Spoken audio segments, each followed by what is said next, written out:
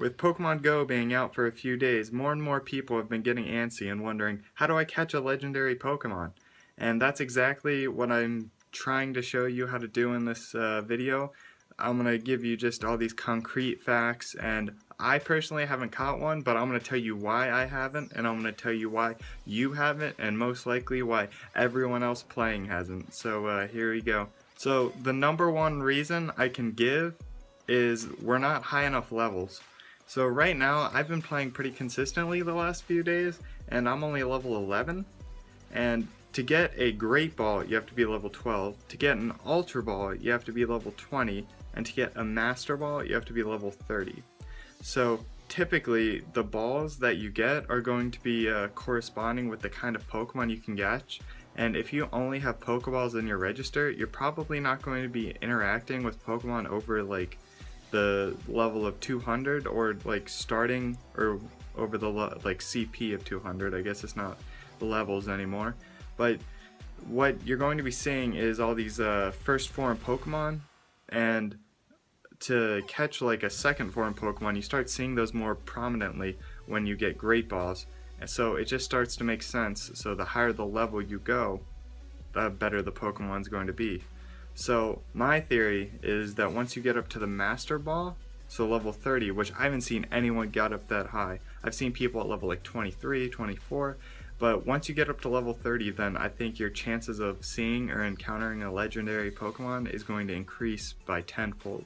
The second tip I can give to finding these legendary Pokemon is going places people are like condensely packed. In the trailer, it showed Mewtwo in Times Square being caught by a large number of people. When I find all the rare Pokemon I do, and when I say rare, I mean like Kinglers and Parasects and Hypnos, but when I find those, I found them in the center of my town where a lot of people are, and not in like back neighborhoods or parks or anything. So those would be good tips on trying to find these legendaries. If you're just kind of walking around your neighborhood or walking around random streets, is very unlikely. I think you're going to find it compared to this big condensed area. And alongside of that, I wanted to tell you kind of the best strategy I have to catching a lot of one kind of Pokemon, or just getting a variety of these small leveled Pokemon. And what you're going to want to do is, once you're up to like level 7 or 8, you get this lore, and other people get this lore too. And I had this happen to me at a park where there were 2 Pokestops together, which is the best thing that can happen, because every 5 minutes you can swipe them and get balls replenished. So every time you're using balls, you're getting them back, so you're never going to really run out. But at these stops, you can put one of the lures on the Pokestop, and for 30 minutes, Pokemon are going to be constantly attracted to these Pokestops. So you can really just sit down there, collect the balls, and wait for Pokemon to come to you. And when I say this happens, a lot of Pokemon show up, maybe like one every like couple minutes.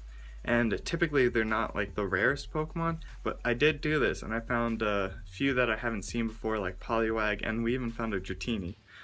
And my main piece of advice with this is to get a big group of people doing it. I had maybe like 30 people down at these parks just on these 2 points, and it's important to have the 2 points together because that's double the success. And we'd sit in between the 2 points, camp on them both, and just one person every 30 minutes would sacrifice a lure and put it down. And I'm at level 11, and I think I have 2 or 3 lures right now just sitting in the back. So if I was in that group, I could just throw one down for the entire group to feed off of.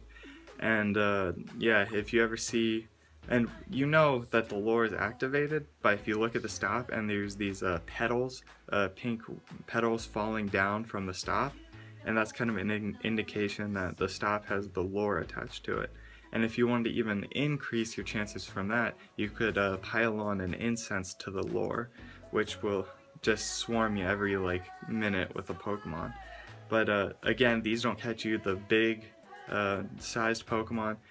You can keep checking though, and Pokemon tend to drift in your area, and sometimes bigger ones will come that way. And that's how I caught the Parasect the other day. I was just scrolling through, catching Pidgeys, Meowth, Pikachu, and then a Parasect wandered and I just ran off, got it, came back to the lore, and more Pokemon were there. But yeah, I'd recommend the two being together. I'd recommend you put lures on both of them, and I'd recommend even trying an incense to see if more Pokemon will swarm around that. But yeah, it's a lot more easier with a group of friends, because not with the incense but with the lore, other people can benefit from that as well. And that's all I had to say about Pokemon Go today. I know this channel has been kind of swarmed with Pokemon Go stuff, but that's really all I've been playing the last couple days. I've been playing some Overwatch, I guess, and Alan Wake and games like that, but yeah, it's been a lot of fun. If you have any advice of your own, or you guys caught any legendary Pokemons, throw it down in the comments to kind of help the whole community out, because we're all looking for all the advice we can get to help us catch these legendaries, and I hope just these little bits of knowledge that I picked up from playing the game can help all of you. But yeah, if you want to see more Pokemon Go stuff, my channel is going to be having it pretty much for the next week, mixed with some other things too. But thanks for watching. Bye.